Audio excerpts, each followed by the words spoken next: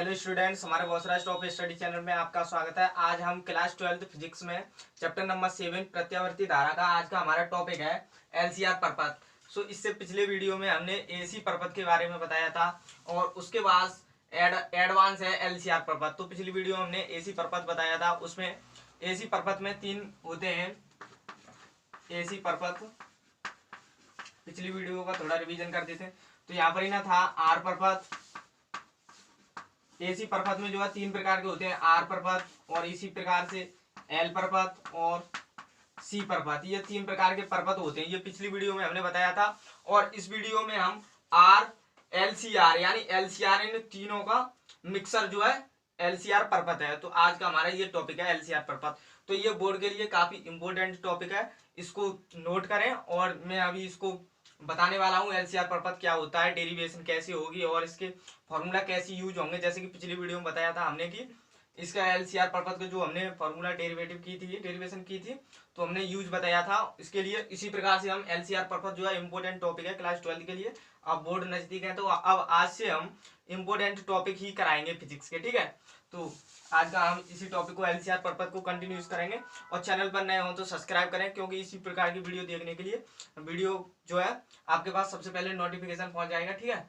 तो आज का हमारा टॉपिक है एलसीआर परपथ। तो सबसे पहले हमने इसमें बताया था एल जो है स्वप्रेरण है, सी जो है संधारित्र है, आर जो है प्रतिरोध है। तो यहां से मैं एक साइड में लिख देते हैं, एल जो है स्वप्रेरण है, स्वप्रेरण, सी जो है संधारित्र, सी संधारित्र है और आर प्रतिरोध है, आर प्रतिरोध है।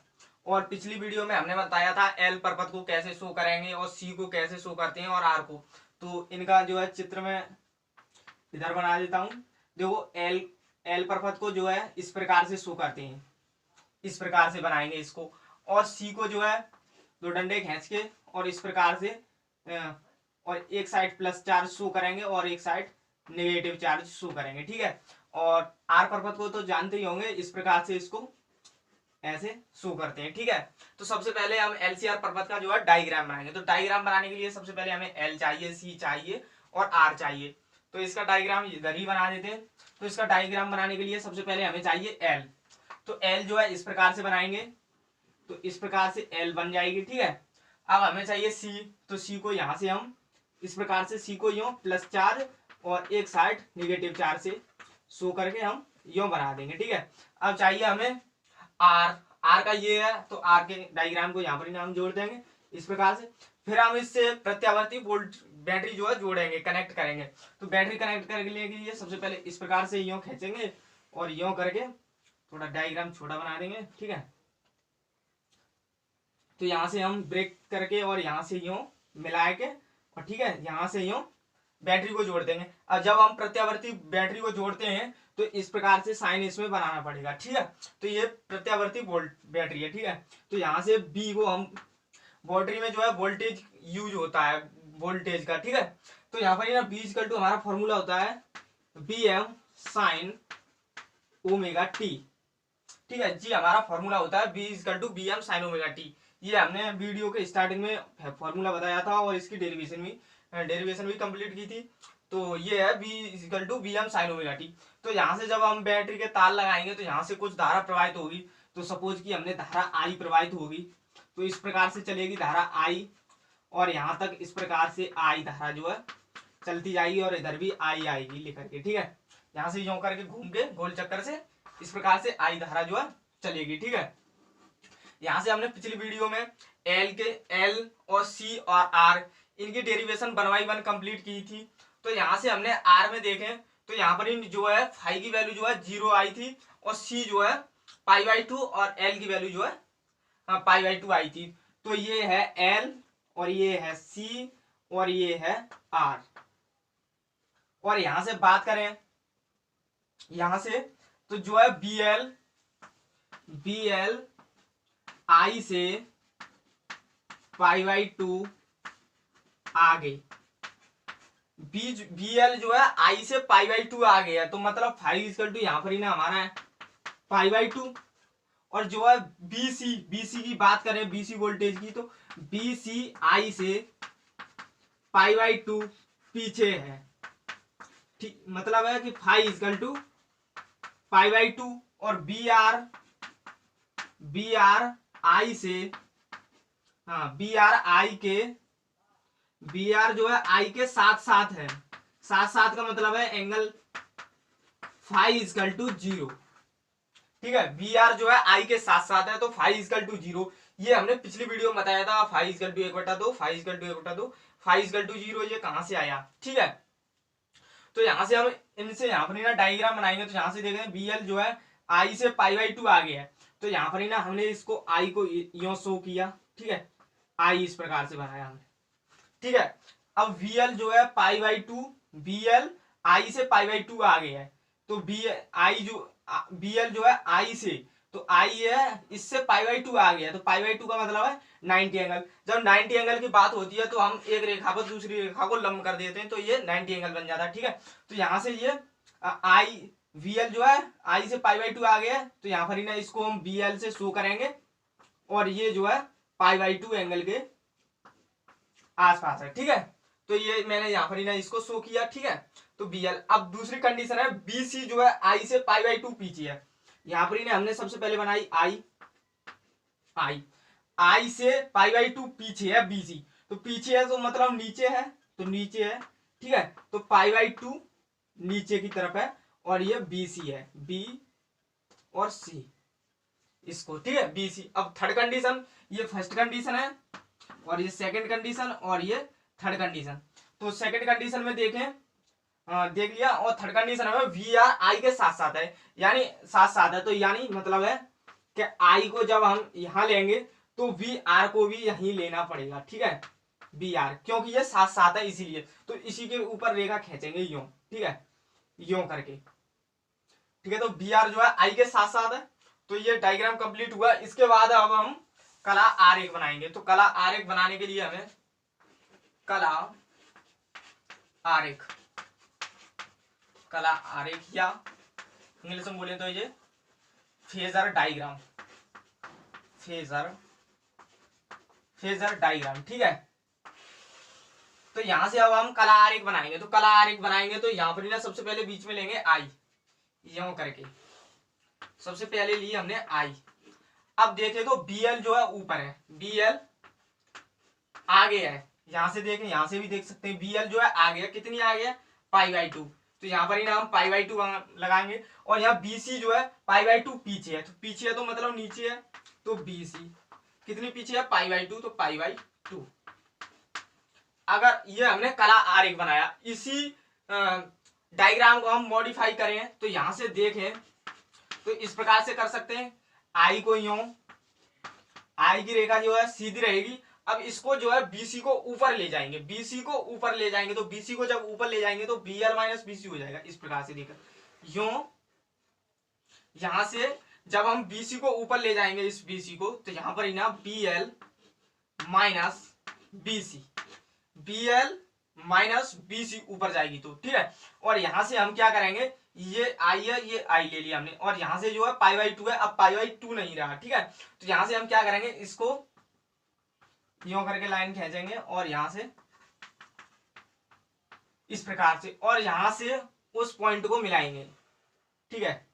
अभी बताऊंगा इस पॉइंट को क्यों मिला रहे हैं, ठीक है। तो जो है इसको ए, इस पॉइंट को बी, इसको सी।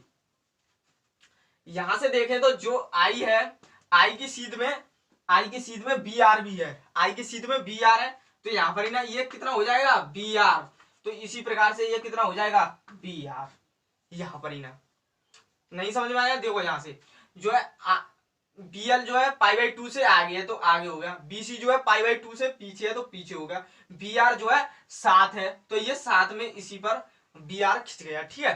तो इस प्रकार से बी आर यहां भी आ गया, और जब हम बीसी को ऊपर ले जाएंगे तो ये बी एल माइनस बीसी हो जाएगा, ठीक है। तो यहां से अगर हम देखें, ये नाम दे दिया ए बी सी, और इसको हम डी पॉइंट दे देंगे। जब यहां पर ही ना हम देखें तो टोटल वोल्टेज कितना है, बी एम है, और यहां वोल्टेज की बात करें तो यहाँ वी एल वोल्टेज है, और एल पर जो है बी एल वोल्टेज है, सी पे बी सी वोल्टेज है, आर पर बी आर वोल्टेज है। और टोटल परपथ की वोल्टेज की बात करें तो बी एम है। तो टोटल परपथ जो वोल्टेज कितना है बी एम, तो बी एम जो है टोटल परपथ वोल्टेज जो है ए C equal to B M हो गया। ठीक है, अब यहां से हम देखें तो यहां से हम देख सकते हैं ए सी इजकल टू हमारा क्या है, यहाँ A C equal to B M, A C equal to B M, A B equal to B R, A B equal to B R, A B equal to यहां से A C equal to V M और A B equal to V R. अब A D अब यहां से देखें जो A D की जितनी दूरी है उतनी दूरी बी सी की है भी है। देखो D A B A D और B C, A D B C के बराबर है, A D B C equal to, तो यहाँ पर ही ना ए डी किसके बराबर है B L minus B C, तो बी सी बराबर भी B L minus B C हो जाएगा, तो B L minus B C. यहां से ये समझ में आया। अब हमें इसमें से क्या है बी एम जो है फाइंड करेंगे, बी एम से आई एम जो है एलसीआर परपथ की प्रतिबाधा निकालेंगे। तो प्रतिबाधा निकालने सबसे पहले हम इसमें यूज करेंगे पाइथागोरस प्रमेय। तो यहां से क्यों पाइथागोरस प्रमेय यूज करेंगे, क्योंकि यहां देखें तो ये पाई बाई टू यहाँ पर ही ना ये 90 एंगल बनेगा। ठीक है, पाइथागोरस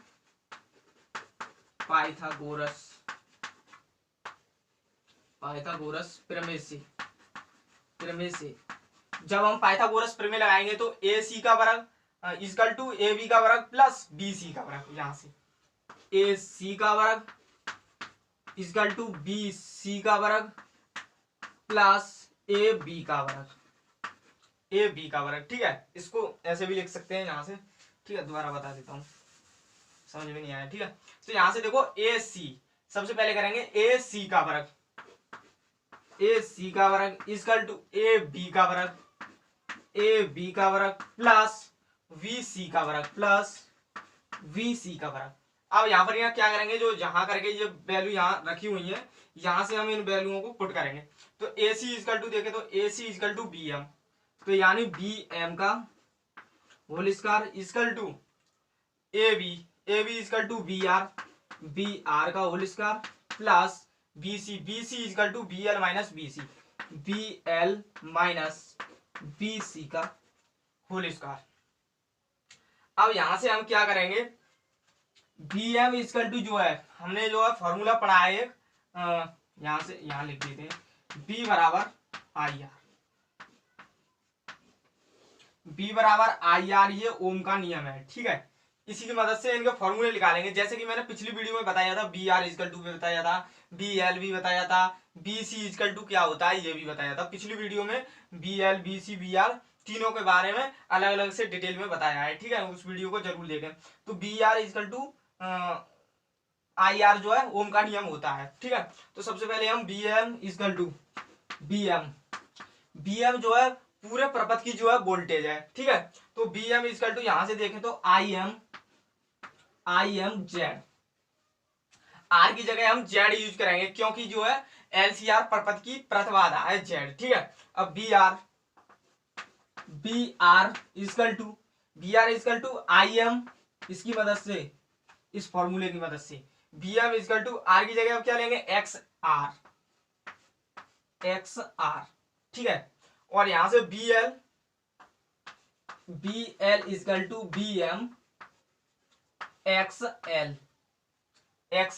ठीक है, और लास्ट पॉइंट है हमारा बी सी, तो बी सी इजकल टू हमारा हो जाएगा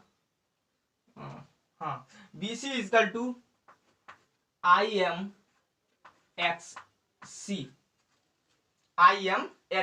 ठीक है, आई एम जो है सब में सेम है। क्यों सेम है, क्योंकि धारा ये यहाँ से बैटरी से यूं होती हुई जाएगी तो धारा तो उतनी रहेगी, धारा तो चेंज नहीं होगी, इसीलिए ये धारा सेम है आई एम।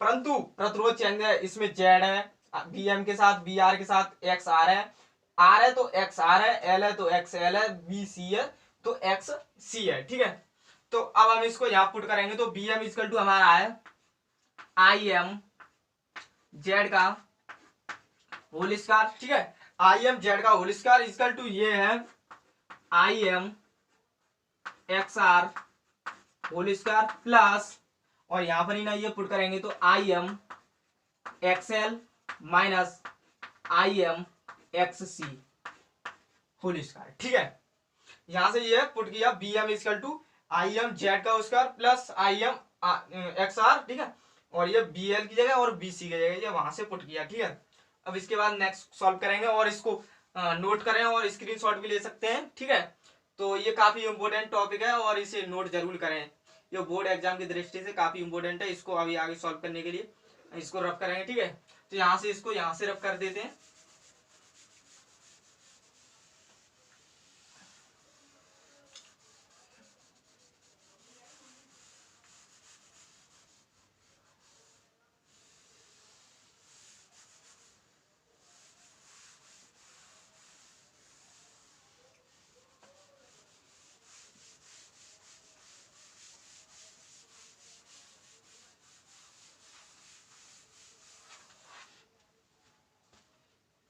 अब इसे हमें सॉल्व करना है। ठीक है, तो सबसे पहले इस डायग्राम को इधर बना देते हैं और क्योंकि इसकी जरूरत पड़ेगी आगे। ठीक है, ये ए है यहाँ और बी और इसको यूं dot dot dot dot dot. ठीक है, और यहाँ जो है एंगल इस यहाँ पर ही ना फाई बनाना पड़ेगा। ठीक है, फाई इसकी बाद में जरूरत पड़ेगी। ठीक है, जब मानेंगे तब। ठीक है, तो यहाँ पर ही ना ये एंगल है और ये B C D, A B C D B M B L minus B C और बी आर। ठीक है, इसको रफ कर देते हैं यहाँ पर ही ना, इसे सॉल्व करेंगे आगे डेरिवेशन को। ठीक है, तो यहाँ से क्या करेंगे, आई एम का स्क्वायर हो जाएगा, यहाँ जेड का स्क्वायर हो जाएगा, यहाँ आई एम का होल स्क्वायर एक्स आर का, यहाँ से आई एम को कॉमन लेंगे और आई एम का होल स्क्वायर हो जाएगा। इस प्रकार से देखो ये आई एम का होल स्क्वायर हो जाएगा यहाँ से, और यहाँ जेड का square equal to I M का होल स्क्वायर और एक्स आर का होल स्क्वायर प्लस, यहाँ से आई एम कॉमन लेंगे और स्क्वायर लग जाए तो आई एम स्क्वायर हो जाएगा, यहाँ से आई एम का होल स्क्वायर इस कोष्टक में, और कोष्टक में रह जाएगा x L minus X C का होल स्क्वायर, और यहाँ से हम आई एम का होल स्क्वायर आई एम का होल स्क्वायर को यहाँ से हम कॉमन लेंगे स्क्वायर को। ठीक है, इस प्रकार से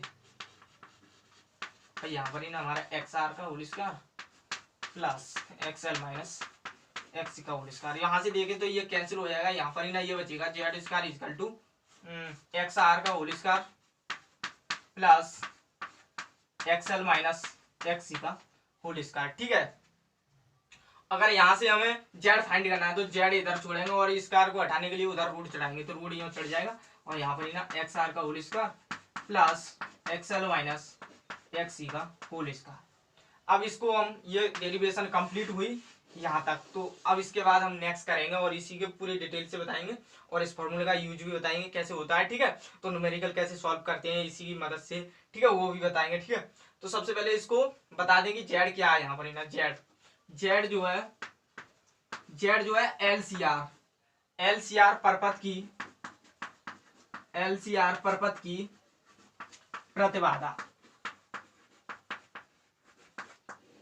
एलसीआर परपथ की प्रतिबाधा। जेड जो है एलसीआर परपथ की प्रतिबाधा है। एक्सआर जो है यहां से देखेंगे आर, तो ये आर परपथ की प्रतिबाधा, आर परपथ की प्रतिबाधा। ठीक है, यहां से हमने देखी एक्सआर क्या है, तो एक्सआर है आर परपथ की प्रतिबाधा। अब देखें एक्सएल जो है एल परपथ की प्रतिबाधा, और एक्ससी अब समझ गए होंगे सी परपथ की प्रतिबाधा। ठीक है, तो इसको भी नोट करें क्योंकि ये बताएगा कि जेड क्या है, एक्सआर क्या है, एक्सएल क्या है और एक्ससी क्या है। ठीक है, तो इसको रिपीट कर देते हैं। जेड जो है एलसीआर परपथ की प्रतिबाधा, एक्सआर आर परपथ की प्रतिबाधा, एक्सएल एल परपथ की प्रतिबाधा और एक्ससी सी परपथ की प्रतिबाधा। ठीक है, तो ये टॉपिक कंप्लीट हुआ। इसके बाद हम नेक्स्ट बताएंगे। अगर हमें यहाँ से प्रतिबाधा फाइंड कर सकते हैं। ठीक है, अगर हमें चाहिए इसका एंगल फाइंड करना है तो यानी फाई, तो फाई को कैसे फाइंड करेंगे। ठीक है, तो इसको रफ करते हैं।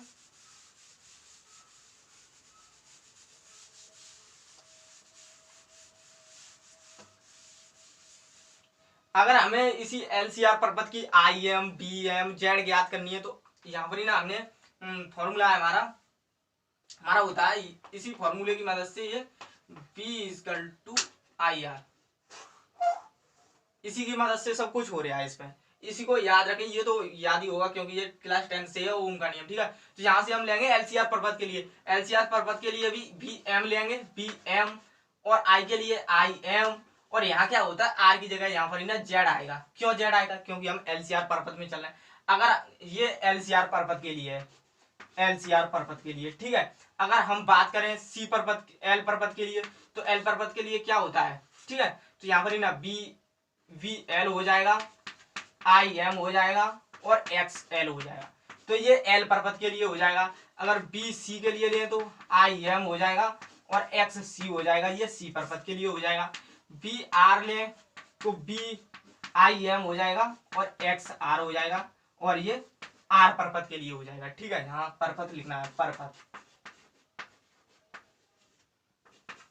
ठीक है। एलसीआर पर्वत के लिए ये संपूर्ण एलसीआर पर्वत के लिए, ये एल पर्वत के लिए, ये सी पर्वत के लिए, ये आर पर्वत के लिए ये फॉर्मूले हैं, ठीक है। अगर हम यहाँ बात करें एड जेड ना देखें जेड, तो जेड जो है जेड के ही बराबर होती है, जैसे कि Z=Z हो जाएगा, ठीक है। और यहाँ पर यहाँ बात करें फिर एक्सएल की, तो एक्सएल जो है एल ओमेगा के बराबर होता है, एल ओमेगा। और यहाँ पर XC नंबर XC, तो XC जो है 1/C ओमेगा के बराबर होता है, 1/C ओमेगा। बात करें XR जो है R के बराबर होता है। अब ये हमने पिछली वीडियो में बताया था XL=L omega, XL=1/C omega, XR=R, ठीक है। तो घबराए नहीं, पिछली वीडियो को जरूर देखें, तभी ये कंप्लीट हो जाएगा एल ओमेगा, सी ओमेगा और आर क्या है, ठीक है। तो यहाँ से हम देखें, हमने पिछली वीडियो में बताया था अभी कि ω=2πf लगा सकते हैं। कब लगाना है? जब हमें न्यूमेरिकल में ओमेगा जो है एंगल नहीं दे रखा हो, तो हमें यानी फ्रीक्वेंसी एफ दे रखी है, तब हम इस फॉर्मूले का यूज करेंगे और पाई का मान तो 3.14 या 22/7 लगा सकते हैं। इस प्रकार से हम ओमेगा की वैल्यू भी फाइंड कर सकते हैं जब न्यूमेरिकल में हमें ओमेगा नहीं दे रखा है। तो अगर एफ दे रखा है तब हम इसका यूज करेंगे, ठीक है। तो अब इसके बाद हम बता रहे थे कि एंगल कैसे निकालेंगे। तो सबसे पहले आप इसको रफ करेंगे और इसको भी नोट करें, ये न्यूमेरिकल निकालने में याद करने में भी यूजफुल है, ठीक है।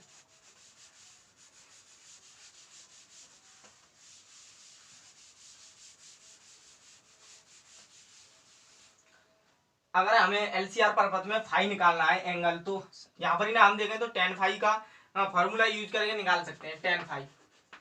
तो tan फाई इक्वल टू हमारा होता है लंब बट्टे आधार। तो लंब यहाँ पर ही ना है BC, तो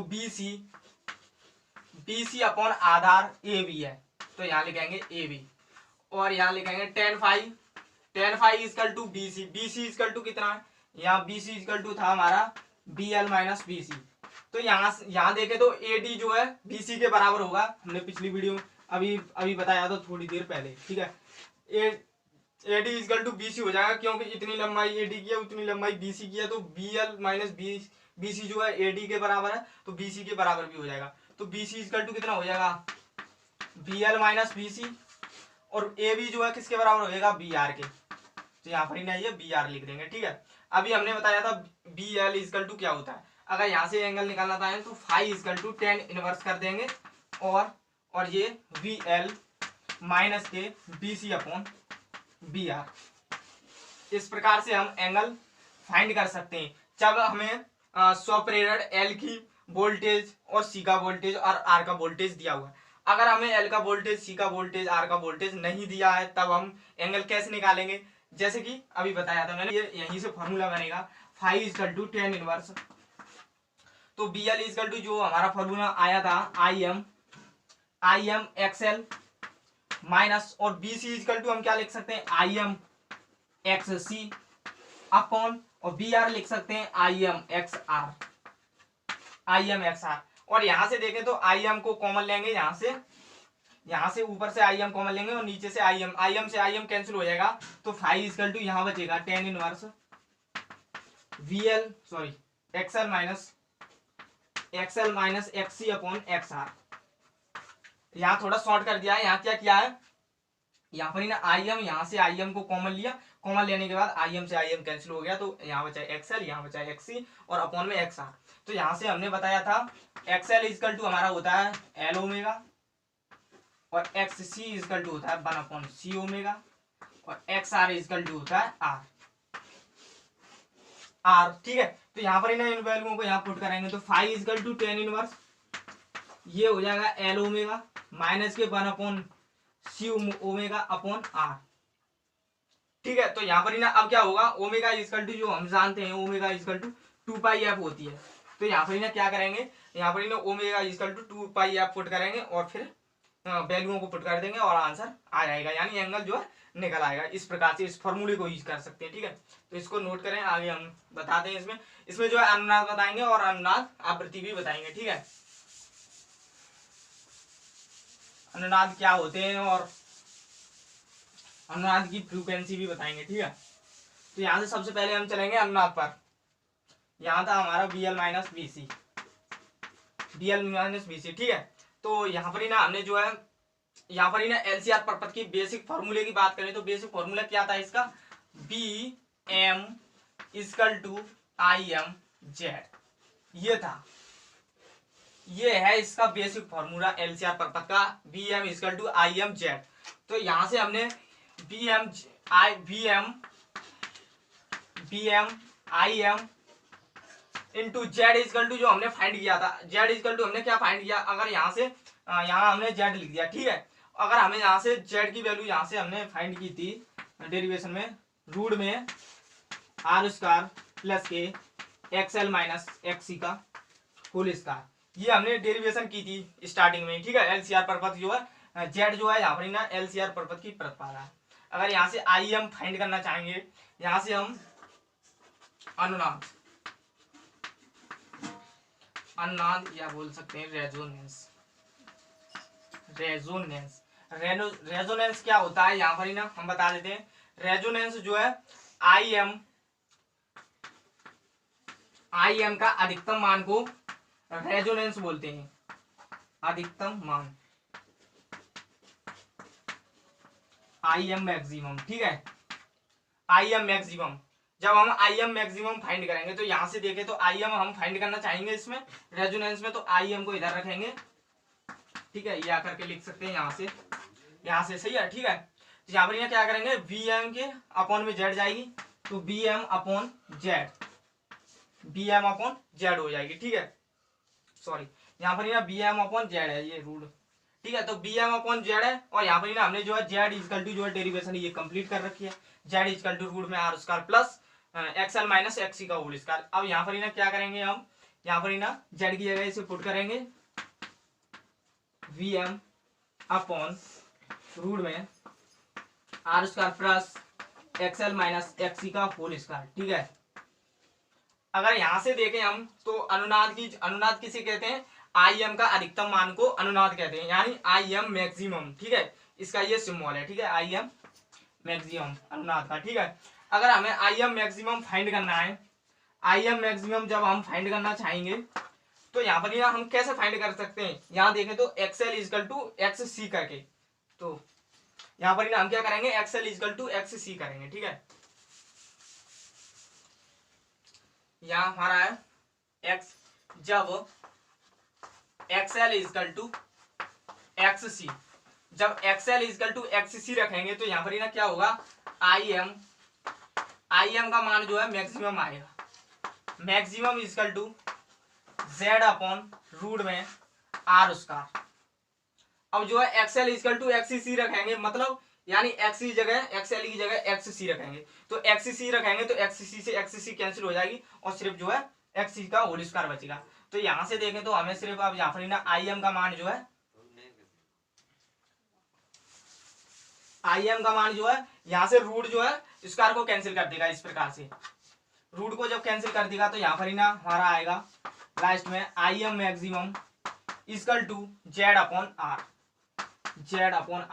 ठीक है, ये आया लास्ट में, यानी जब अनुनाद होगा, यहाँ से हम दोबारा रिपीट करते हैं, अनुनाद जो है IM का अधिकतम मान, I मैक्सिमम इसका सिंबल है, यहाँ से हमने फॉर्मूला लिखा IM equal to BM upon Z और Z इजकल टू हमने निकाला था R square plus XL minus XC का होल स्क्वायर, ये रूट में, ठीक है। तो अनुनाद जो है आई एम मैक्सिमम हम कब फाइंड कर सकते हैं, जब हम एक्सएल इजकल टू एक्ससी लिखेंगे, ठीक है। तो यहाँ पर ना क्या किया है, एक्सएल की जगह एक्ससी पुट करेंगे। तो जब हम एक्ससी पुट करेंगे, यहाँ एक लाइन शॉर्ट है, तो यहाँ एक्ससी से एक्ससी कैंसिल हो जाएगी, तो यहाँ सिर्फ आर स्क्वायर बचेगा और आर स्क्वायर का रूट है, तो आर स्क्वायर से रूट कैंसिल हो जाएगा। तो यहाँ पर ना आई एम मैक्सिमम और जेड अपॉन आर, तो यहाँ से देखें तो I M equal to Z upon R. ये किस कंडीशन में आता है, कंडीशन ये है कि एक्सएल इजकल टू एक्ससी होना चाहिए, इस कंडीशन में।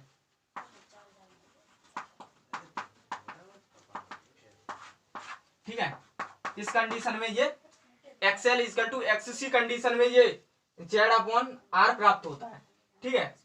तो अब हम ये हमने अनुनाद बताया और इसके बाद हम बताएंगे अनुनाद आवृत्ति, ठीक है। तो इसको रब करते हैं।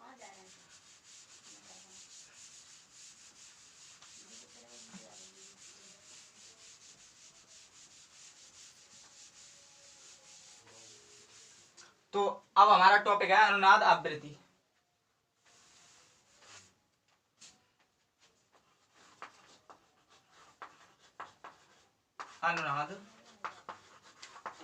अनुनाद आवृत्ति, ठीक है, इंग्लिश में बोले तो रेजोनेंस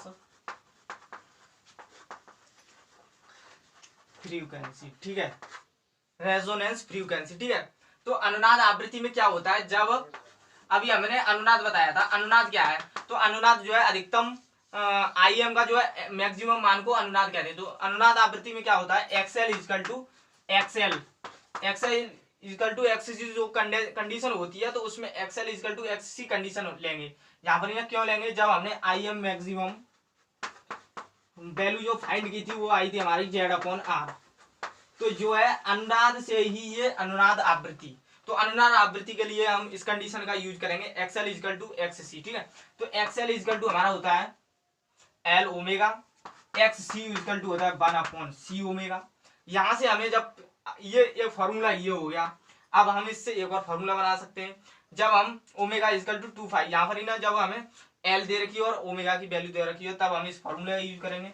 अगर हमें फ्रीक्वेंसी दे रखी है तो यहाँ पर ही ना इसका यूज करेंगे, ओमेगा को इधर लाएंगे तो ये ओमेगा स्क्वायर हो जाएगा और 1 अपॉन एल सी, एल को यहाँ ले जाएंगे तो एल सी, यहाँ पर ही ना ओमेगा यहाँ रखेंगे तो 1 अपॉन रूट में एल सी हो जाएगा, 1 अपॉन रूट में एल सी।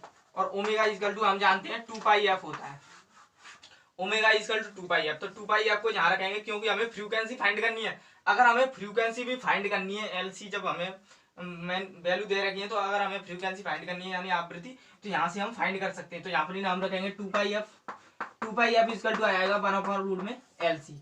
यहाँ से अगर इसे करना चाहें तो और सिंप्लीफाई, तो एफ को यहाँ छोड़ेंगे और जो है 2 पाई को मल्टीप्लाई में तो ये डिवाइड हो जाएगा, यानी इस प्रकार 1 अपॉन 2 पाई रूट में एल सी, इस प्रकार से, ठीक है।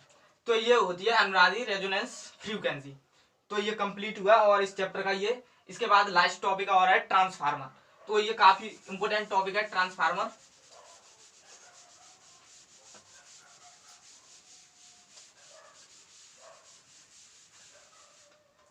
तो अब हमारा नेक्स्ट टॉपिक है ट्रांसफार्मर।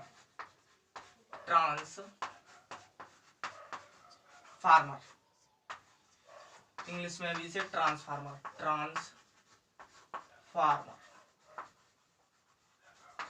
ठीक है। तो ये टॉपिक है, ये काफी इंपोर्टेंट टॉपिक है, तो इसको हम बेसिक से बताएंगे और ये सिर्फ ज्यादा बड़ा टॉपिक नहीं है, थोड़ा ही टॉपिक है, ठीक है। तो यहाँ पर ना सबसे पहले इसमें डायग्राम की जरूरत पड़ेगी, तो सबसे पहले इसमें हम ट्रांसफार्मर बनाएंगे। तो ट्रांसफार्मर बनाने के लिए इधर बना देते हैं। तो सबसे पहले एक बॉक्स बनाएंगे, ठीक है, ट्रांसफार्मर देखा ही होगा। तो यहाँ से फिर एक और बॉक्स बनाएंगे, ठीक है। ये हमने ये ट्रांसफार्मर, थोड़ी जी लाइन नीचे है, इसको ऊपर करेंगे।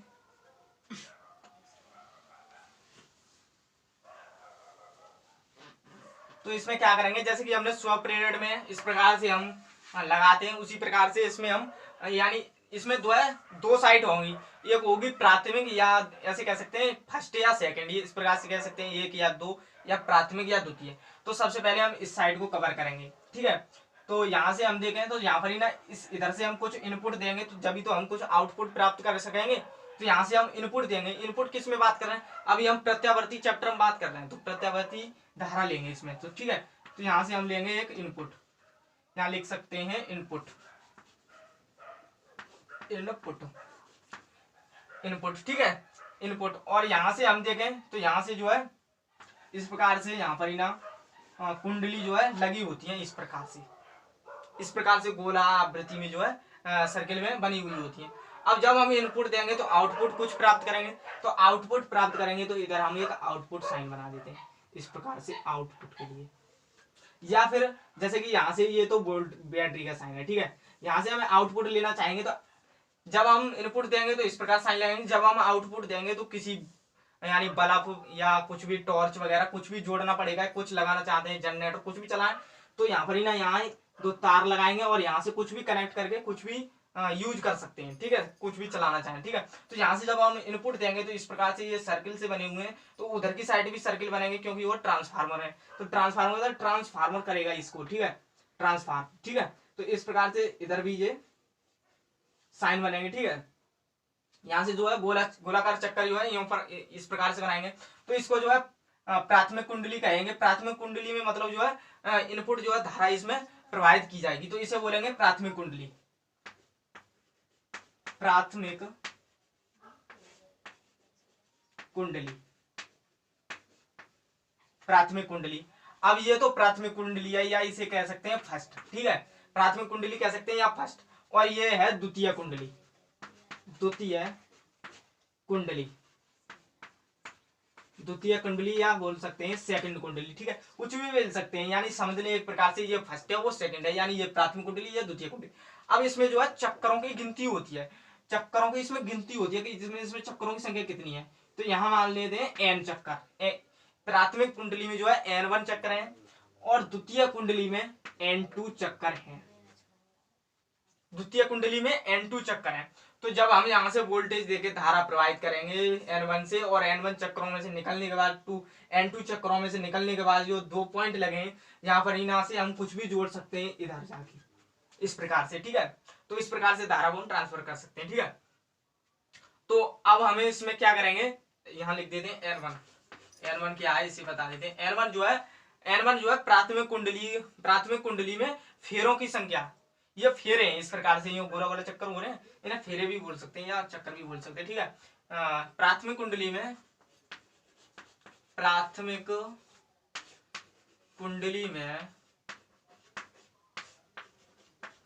फेरों की संख्या,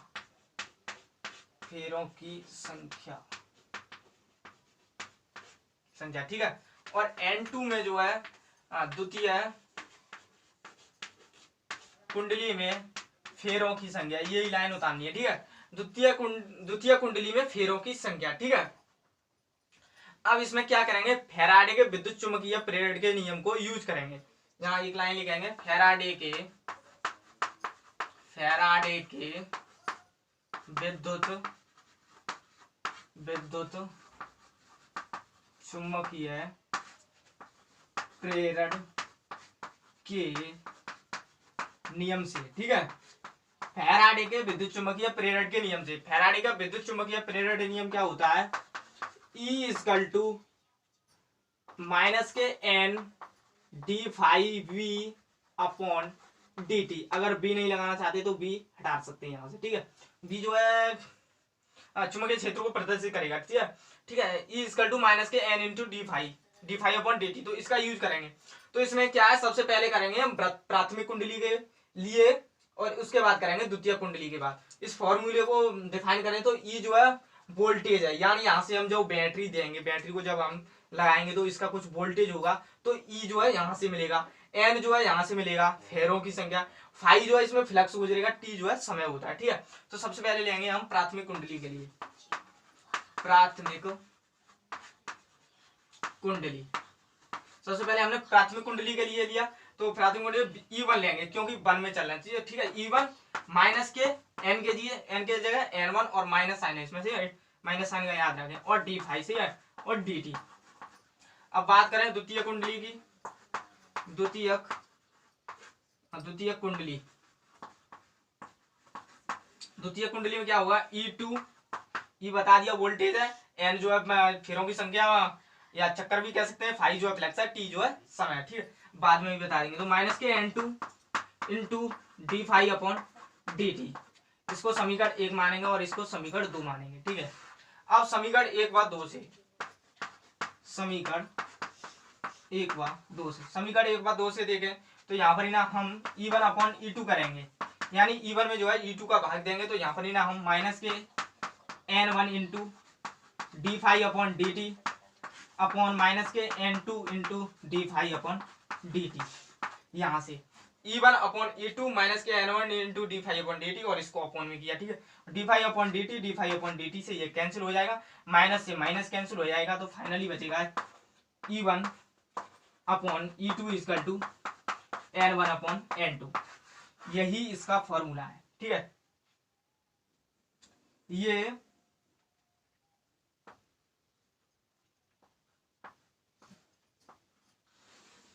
ये जो है ट्रांसफार्मर का ये फॉर्मूला है, E1 upon E2 N1 upon N2। इसमें एक कंडीशन है, कंडीशन क्या है, जब E1 ग्रेटर देन E2 होगा तब N1 ग्रेटर देन N2 होगा, अगर E2 ग्रेटर देन E1 तो N2 ग्रेटर देन N1, ठीक है। तो इसमें जो है E1 upon E2 equal to N1 upon N2, ये फॉर्मूला है, ठीक है। तो यहाँ पर ही ना जो है E जो है वोल्टेज है, यहाँ लिख देते हैं, E जो है वोल्टेज या विभव कह सकते हैं, वोल्टेज, ठीक है। और यहाँ जो है N जो है फेरों की संख्या, फेरों की संख्या, ये मैंने बेसिक में बताया। E जो है वोल्टेज या विभव कह सकते हैं, या N जो है फेरों की संख्या। अगर इसकी बात करें E1 यानी प्राथमिक कुंडली में विभव, E2 द्वितीय कुंडली में विभव, और N1 प्राथमिक कुंडली में फेरों की संख्या, N2 द्वितीय कुंडली में फेरों की संख्या, ठीक है। तो ये ट्रांसफार्मर टॉपिक ये कंप्लीट हो चुका है। इसका स्क्रीनशॉट लेना चाहें स्क्रीनशॉट ले सकते हैं, इसको नोट कर लें, ठीक है। तो इस वीडियो को हम यहीं समाप्त करते हैं, और ये अल्टरनेटिंग करंट चैप्टर नंबर 7 प्रत्यावर्ती धारा, ये टॉप चैप्टर ये फिनिश हो चुका है। और इसके बाद हम नेक्स्ट वीडियो बनाएंगे इसी फिजिक्स की चैप्टर नंबर 8 की, ठीक है। और हमारे चैनल पर नए हो तो सब्सक्राइब करें, और वीडियो पसंद आई हो तो लाइक करें, और अपने दोस्तों को शेयर करें, और बेल आइकन को जरूर प्रेस करें। उससे क्या होगा, जब मैं वीडियो अपलोड करूंगा उसका नोटिफिकेशन सबसे पहले पहुंचेगा।